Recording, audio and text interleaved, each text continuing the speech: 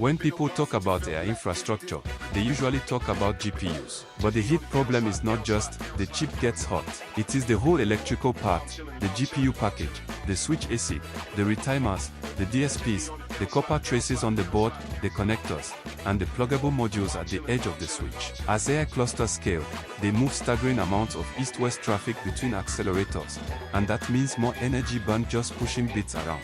Cisco describes AI backend networks as the fabric interconnecting GPUs, and NVIDIA's NCCL exists precisely because distributed AI training needs constant low-latency synchronization across nodes. In other words, in modern AI, communication is part of compute, and every electrical hub turns some of that budget into heat. Copper is still everywhere because it is cheap, mature, and works well over short distances. But as lane rates climb, copper links lose reach, need heavier equalization, and burn more power just to keep signals clean. Broadcom's co-packaged optics material lays it out bluntly. Today's pluggable approach requires high power to equalize signals through PCB traces and connector discontinuities. In Broadcom's own comparison, a current 800G pluggable setup is shown at about 14 watts per 800G, versus about 5.5 watts for co-packaged optics. Cisco makes the same point from the system side. AI infrastructure is demanding more from pluggables while copper cables can't keep up indefinitely at these speeds. So the heat is not just from GPUs doing math. A big and growing slice comes from electricity fighting physics in copper. The dream of an all-optical data center is simple: move more of the communication path from electrons in copper to photons in fiber, because optics can move high bandwidth over longer distances with lower loss and less heat per bit. NVIDIA has already moved from talking about optics as a nice-to-have to launching silicon photonics switch platforms, saying SpectrumX and QuantumX photonics are meant to scale AI factories to millions of GPUs while cutting energy consumption and operating cost. Its QuantumX 800 photonics switch uses co-packaged optics, liquid cools the onboard silicon photonics, and supports more than 10,000 GPUs in a non-blocking two-level factory. So the direction of travel is clear. The highest bandwidth part of the AI network are going optical first, because that is where the thermal and power pain is worst. But here is the catch: we are not flipping a switch from copper to pure light overnight. In the real world, new optical links have to coexist with legacy electrical servers, NICs, top-of-rack gear, and pluggable ecosystems. That means switches still spend power doing electrical to optical and optical to electrical conversion. In the pluggable era, the switch ASIC sends high-speed electrical signals across the board to front panel modules, which then convert them to light.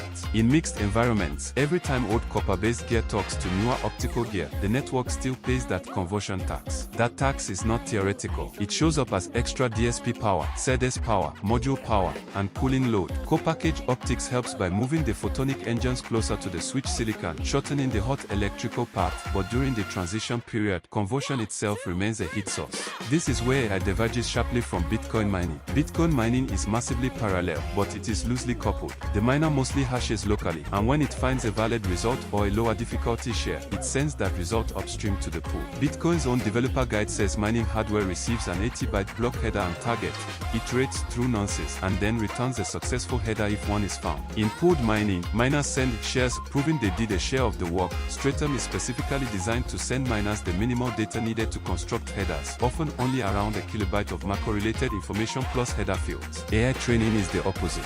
During distributed training, servers constantly synchronize gradients, activations, parameters, and collective operations like all-reduce and auto-up. Bitcoin miners need coordination. AI clusters need conversation. And conversation at scale is what cooks the network. Today's deployed cooling stack is a ladder. First comes better air cooling, then rear door heat exchangers that intercept heat at the rack, then direct-to-chip liquid cooling, where cold plates pull heat off CPUs and GPUs, then immersion cooling, where hardware is submerged in dielectric fluid. Vendors are rapidly productizing all four. Vertiv's CoolLoop RDHX is rated up to 80 kilowatts per rack. Cisco and Vertiv say rear door heat exchangers plus direct liquid cooling can cut energy use by up to 70% versus conventional approaches in some deployments. Schneider Electric's white paper for AI data centers says operators now have to choose among multiple liquid cooling and heat rejection architectures because AI rack density is pushing beyond what room air alone can handle. And NVIDIA's GB200 NVL72 has made the direction obvious. Its 72 GPU rack scale system is liquid cooled by design, not as an optional extra. The next wave goes deeper into the silicon. Microsoft and Corinthians have been working on in-chip microfluidic cooling, where microscopic liquid channels are brought much closer to the hotspots. Microsoft has said tests showed up to 65% lower peak temperature rise, and outside reporting says the approach can outperform conventional conventional cold plates by up to 3x. Corinthis is pitching targeted microfluidic cooling for heat fluxes around 400 watts per square centimeter and cheap powers approaching 1,893 watts in its marketing for future compute. AWS, meanwhile, built its own in-row heat exchanger system for high-density Blackwell deployments using a water distribution cabinet, pumping unit, and in-row fan coil modules. The pattern here is obvious. Once racks become AI fast, cooling stops being a built-in feature and becomes part of the compute architecture itself. Bitcoin operators in the US are already test-driving several of the cooling models AI data centers now care about.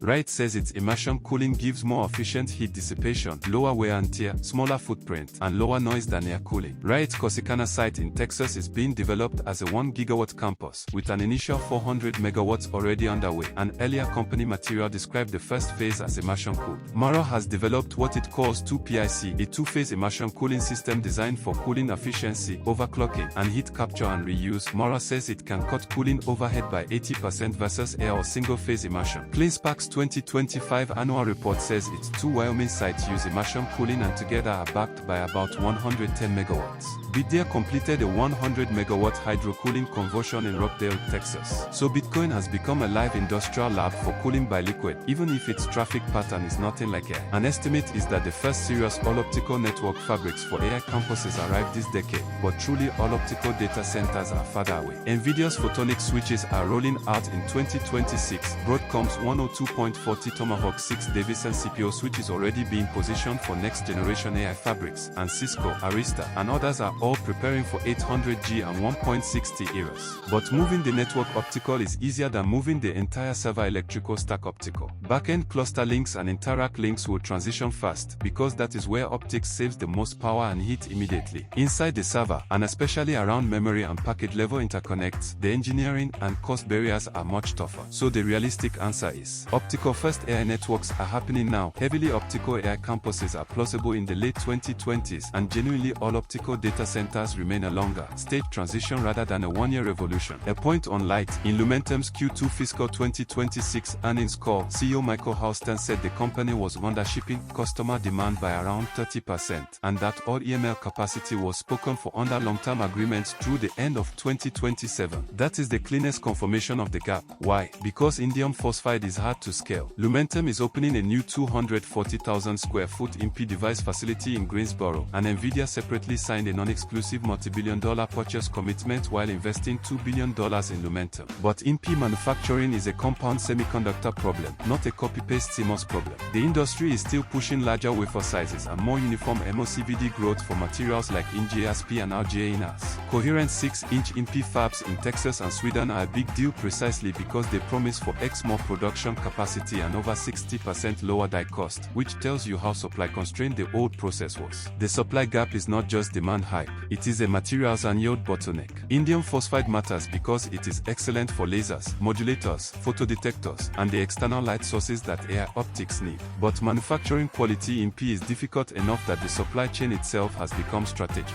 Sumitomo Electric's materials arm explicitly positions itself as a major producer of GAS and MP wafers and epitaxial wafers. AXT, another substrate supplier, disclosed that China added indium phosphide substrates to its export control list in February 2025, meaning permits are now required for export from Tomei's production lines. That alone tells you MP has geopolitical as well as manufacturing risk. On the process side, scaling to 150 mm requires tight uniformity and reproducibility for quaternary compounds like InGaAsP and RGA-INAS under MOCVD. These are the kinds of yield-sensitive details that make a just build more fabs answer much slower than people think. If this is helpful, like, subscribe, and let me know in the comments. Coming back to it. Hollow-core fiber is one of the most exciting pieces of this story.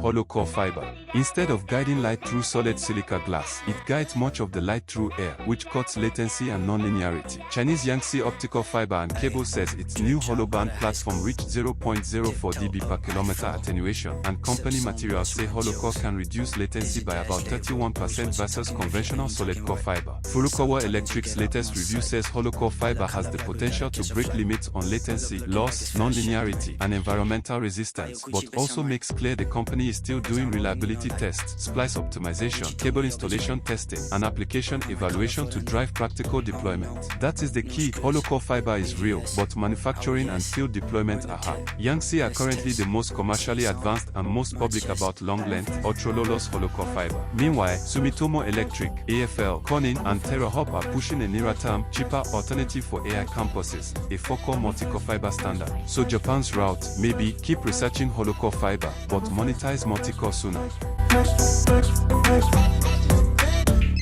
Phone ringing off the hook, man, I just woke up. Turn it off and start the day, ease into it, hold up. Haven't got the pot hot yet, I need to post up. Get a little sun on my face, I just need to meditate. Best believe I'm gonna make moves with it, but it take time, won't reciprocate. Sipping juice, keeping it in tune when I levitate. Then I know that it's time to strike, I don't hesitate.